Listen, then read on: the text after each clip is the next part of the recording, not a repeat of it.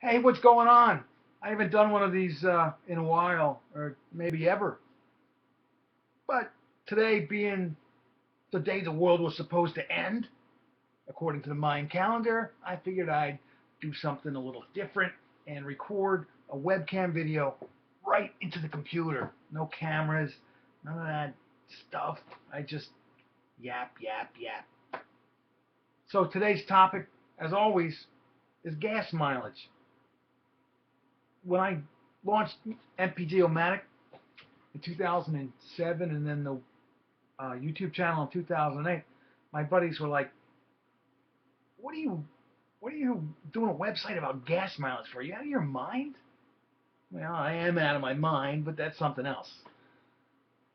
I told them, you know what? Gas prices look like they're cheap now, right? Just wait, just wait. Sure enough, gas prices went up, and then they were, yeah, maybe you got something there. Website about gas mileage. Then the price of gas dropped a little bit. And they asked, "You still doing that gas mileage thing?" And I said, "You know what? It ain't going away. This problem is long term, baby. For as long as we live, this is going to be a problem. Even though America is able to create more oil, whether we're drilling for it or we're making fuel out of all kinds of other stuff, it's still a global commodity. And the price of everything depends on the price of gas. Look at what you're paying in a grocery store. What's a box of cornflakes cost these days? What's a box of soap cost? What does a bottle of shampoo cost? What does an apple cost? The price of gasoline, the petroleum affects everything. So part of this is about, hey, we got to drive more efficiently and keep more money in our pockets by not spending it at the pump. But a bigger part of it is we need lots of alternatives to drilled petroleum because the folks that hold the reserves hold the cards. Plain and simple. I'm not going to get political about it or anything. I had one of the folks in the viewer community say, "Hey, we don't have a Veloster Turbo today. So why would you buy a Veloster Turbo, a sports car, and then drive it like you're not aggressive all the time?" And to summarize my comeback, it was just, you know what? Sports cars are made to be driven, but they're not made to be driven at 9/10 all the time. In between those fun little through the curves or the acceleration runs, you learn how to take it easy. Because if you beat the daylights out of your car 100% out of the time, it ain't gonna last. So we learn how to drive with a light foot when you don't need to be Mario Andretti.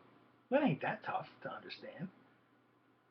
When I was a kid, my first cars, were Pontiac GTOs. I had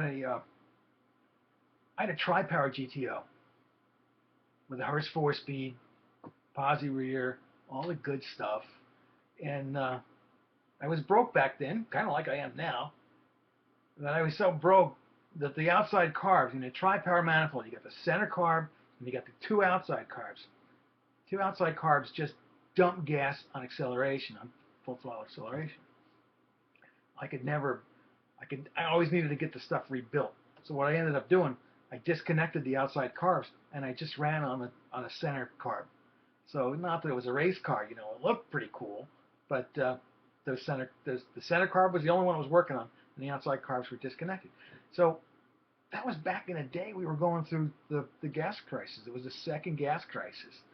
And, probably a lot of you guys don't remember that, you're too young, but it sucked back then. I mean, we had odd and even rationing. There were lines in the gas station to get gas.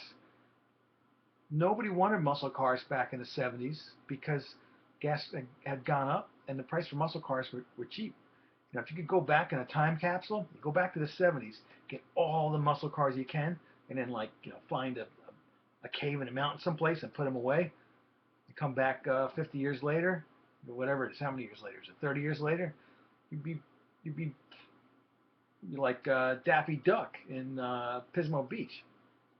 Be like a treasure chest. Anyway, so I learned how to drive with a light foot from driving a tri-power GTO without outside carbs in a second gas crisis. And you know what? Flash forward a few decades forward, here we are. Now we've got cars that can legitimately get in the 40s. Pretty soon it'll be the 50s. Kind of amazing. We had shortly after that cars that were pretty capable of getting great mileage. I mean, amazing stuff. I got magazine ads that'll just blow your mind with the MPG numbers that they show. You know, I'll do another video with that. But I mean, gas mileage was great in the 80s. There was some extraordinary stuff, but they were I don't want to say the term. They were tin cans. You know, no airbags, safety measures. They just not something you want to drive long term. But the Honda Civic CRX HF when it first came out, just extraordinary mileage, but it was kind of like a high C can or a Hawaiian punch can with wheels. You know, as far as being a safe vehicle. I had a CRX SI, and it was one of my favorite vehicles too. Just loved that car, absolutely loved that car to death.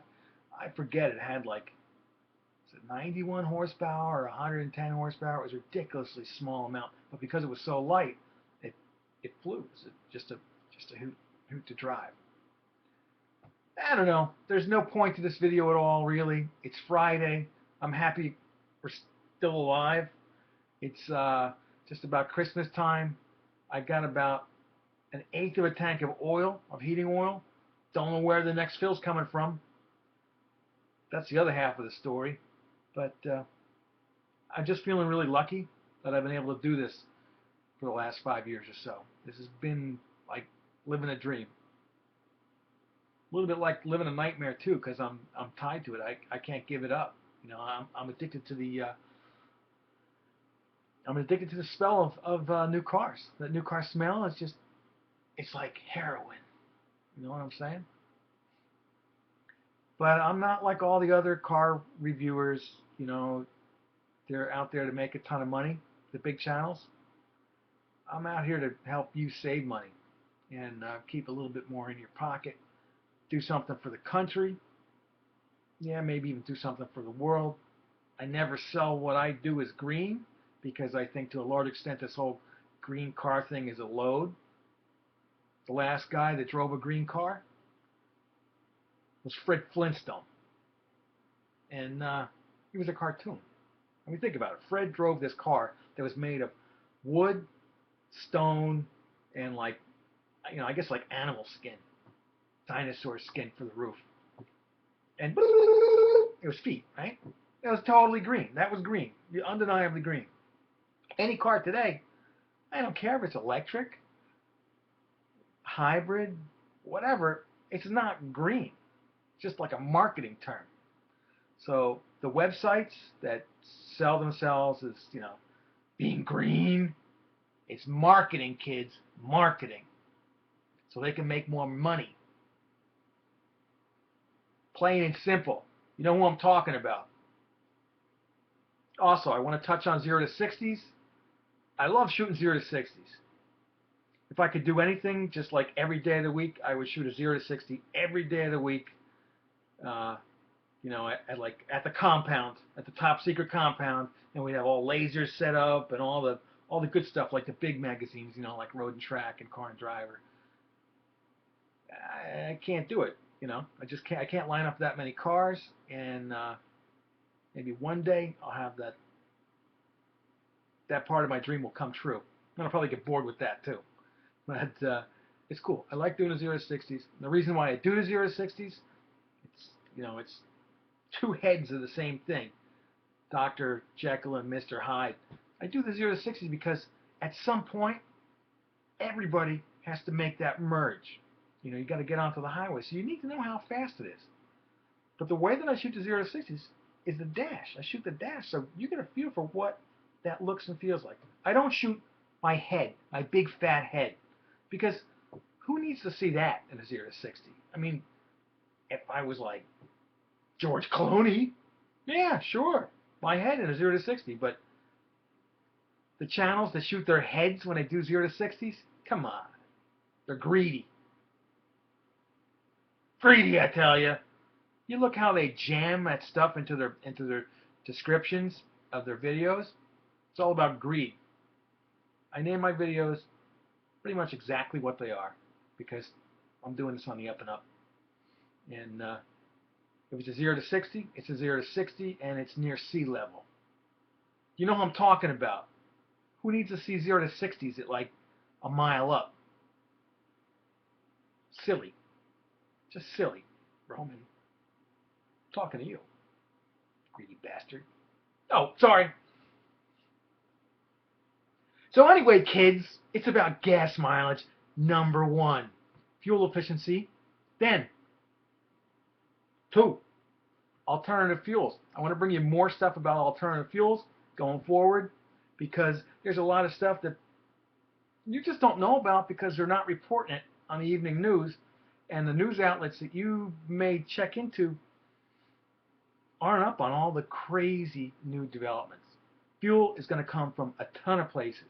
So gas mileage is always important, but the fact that you can get fuel from a source that's other than petroleum, that's huge. Now, ethanol is one of them, and I know a lot of people don't like ethanol, but this is America, and we make a lot of it, and it's really not that difficult to make. Yeah, it starts with corn here because it's America and we're really good corn farmers, but pretty soon, less and less of that is going to be coming from good old corn, and it's going to be coming from cellulosic sources, things like municipal waste and waste from the fields, stover that's left over from the cornfields, and from switchgrass. I mean, remember when George Bush started talking about cellulosic ethanol way back when? I thought he was, pushing some malarkey. It's taken a while for the science to come around to where it is. It's starting to happen. So get used to it. Ethanol's not going away. I'm not a fan of E15. I'll say that straight out. Don't think it's a good idea. I think blender pumps are awesome. If you want to do a different blend and you got a flex fuel car, crank it up, try some different stuff out. But trying to sell E15 to everyone, I don't think it's really going to happen. I don't think the oil companies are going to be willing to do it, and I think it's a lot of brouhaha over not really much at all. We'll see other things like biobutanol become much more important, and that'll happen in the short term. I mean, I'm not talking 20 years from now. It'll be short term. So I'm just throwing all kinds of crazy stuff out there. Comment, man. Just talk it up. I want to hear what you're thinking. I want to hear what you think we should do in 2013 as far as gas mileage related stuff. I have 2 series ideas that I'm pitching. Don't know if anybody's going to pick up on them or not, but I am knocking on a lot of doors. And honestly, I'm going for broke. Literally going for broke on this. If it doesn't happen, you won't see me shooting these reviews from the driveway with the picket fence anymore, because I pretty much put it all on the line. That's it, man. Wishing you all the best. Merry Christmas. Happy Hanukkah. Happy Kwanzaa. Fantastic Festivus. All that good stuff. It has been a pleasure doing this for you, and I can only hope that I get to do it for you for many years to come.